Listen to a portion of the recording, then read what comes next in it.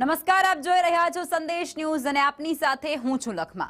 વોરરૂમમાં આપ સૌનું સ્વાગત છે અને વોરરૂમમાંથી મહત્વપૂર્ણ સમાચારો તમારા સુધી મારે પહોંચાડવા છે, પરંતુ શરૂઆત કરવી છે હવામાન વિભાગ તરફથી જે ગરમીને લઈને આગાહી વ્યક્ત કરવામાં આવી છે તેનાથી। કરીએ શરૂઆત। અમદાવાદમાં આગામી 5 દિવસ માટે યલો એલર્ટ જાહેર કરી દેવાયું છે। એએમસી દ્વારા વધતી ગરમીને ધ્યાનમાં રાખી અને ખાસ ચેતવણી પણ આપવામાં આવી છે। શહેરનું તાપમાન 42 ડિગ્રી સુધી પહોંચવાની શક્યતા વ્યક્ત થઈ છે। શહેરના 45 વિસ્તારોને હોટ સ્પોટ તરીકે ઓળખવામાં આવ્યા છે।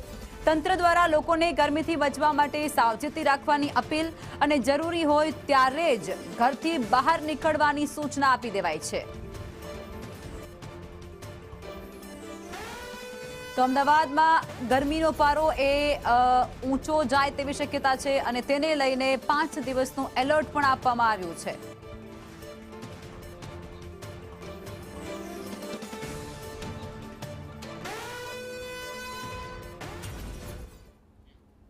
અને આજ મુદ્દે સંવાદદાતા હિરેન રાવલ અમારી સાથે જોડાઈ ચૂક્યા છે, તેમની પાસેથી વધુ વિગતો મેળવવી છે।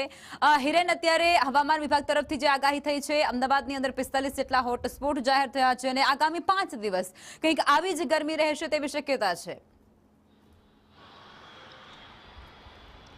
દિવસ દરમિયાન અમદાવાદના કેટલાક વિસ્તારોની અંદર ગરમીમાં વધારો થશે તે પ્રકારની આગાહી હવામાન વિભાગ દ્વારા કરવામાં આવી છે અને અમદાવાદ કોર્પોરેશને એના પગલે 5 દિવસ સુધી યલો એલર્ટની જાહેરાત કરી છે અને તાપમાન 42 ડિગ્રી સુધી જવાનો અંદાજ છે તે અમદાવાદ કોર્પોરેશન દ્વારા લગાવવામાં આવ્યું છે। અમદાવાદ શહેરના અલગ અલગ 45 જેટલા વિસ્તારો એવા છે કે જેમાં સૌથી વધુ ગરમી છે એ આ એક અઠવાડિયા સુધી પડશે। એમાં દક્ષિણ ઝોનની અંદર આવેલા લાંબા વોર્ડના વિસ્તારો છે સૌથી વધુ છે।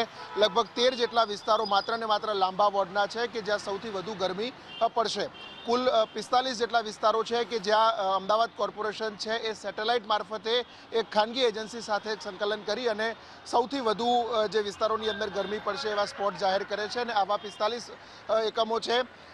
અમદાવાદ ઉપરાંત ગાંધીનગરમાં પણ આ સ્થિતિ છે। 42 થી 43 ડિગ્રી જેટલી ગરમી ગાંધીનગરમાં પણ રહેશે એટલે ગાંધીનગર કોર્પોરેશન વિસ્તારમાં પણ યલો એલર્ટ અને ઓરેન્જ એલર્ટ છે તે સ્થાનિક સ્તરેથી આપવામાં આવ્યું છે। લોકોને પણ જરૂરિયાત ન હોય ત્યાં સુધી બહાર ન નીકળવું અને આવશ્યક સેવાઓ હોય તો જ બહાર નીકળવું, આ પ્રકારની સૂચના અને અપીલ કરવામાં આવી રહી છે। આભાર હિરેન, જોડાવા બદલ।